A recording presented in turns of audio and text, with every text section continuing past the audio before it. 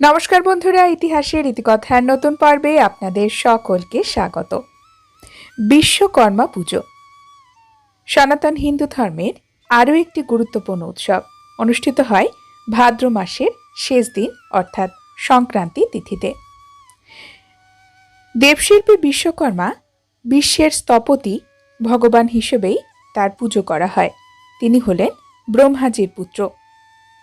কারিগরি বিদ্যা, স্থাপত্যবিদ্যা, প্রকৌশল, শিল্পের ক্ষেত্রে যারা যুক্ত তারা এই দিনটি বিশেষভাবে পালন করেন। ভাদ্র মাসের এই সংক্রান্তির দিনটি বিশ্বকর্মা জয়ন্তী হিসেবেও পালিত হয়। বলা হয় এই বিশেষ দিনেই বিশ্বকর্মা দেবের জন্ম হয়েছিল।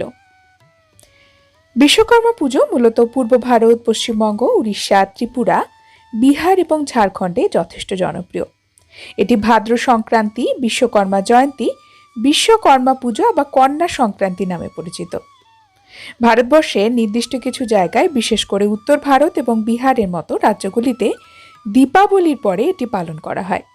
হিন্দু ক্যালেন্ডার অনুসারে এটি কোথাও কোথাও মাঘ মাসেও পালিত হয়। কেরালায় এটি ঋষি পঞ্চমী দিবস হিসেবে পালিত হয়। ভারত ছাড়াও বিশ্বকর্মা পুজো নেপালেও যথেষ্ট জনপ্রিয়। ঋগ্বেদে বিশ্বকর্মা দেবের মাহাত্ম্য বর্ণিত রয়েছে। তিনি সমস্ত বিশ্বের ঐশ্বরিক স্থপতি। তিনি সমস্ত দেবী এবং দেবতাদের ক্ষেত্রে শক্তিশালী অস্ত্র তৈরি করেছেন। পাণ্ডবদের মহাসভা সৃষ্টির পেছনে রয়েছে বিশ্বকর্মারই কৌশল।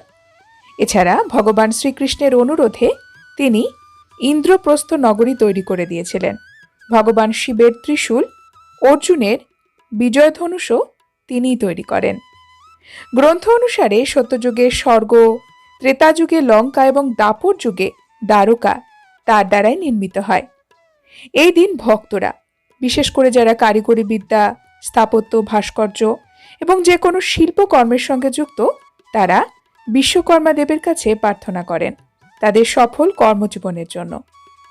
এছাড়াও অনেকে অস্থাবর সম্পদের জন্য বিশ্বকর্মা দেবের কাছে ইচ্ছা প্রকাশ করেন, মানত করেন।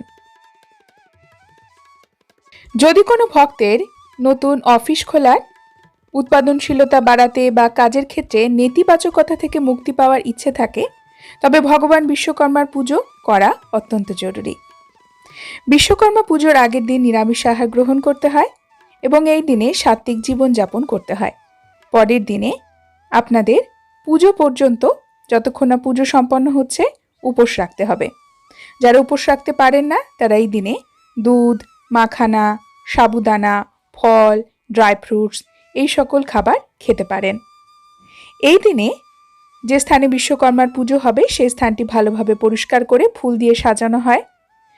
বিশ্বকর্মা দেব এবং তার বাহন হাতির পুজো করা হয়। এছাড়াও পুজোর জন্য যন্ত্রপাতিগুলিকে আগে থেকে পরিষ্কার করা হয়।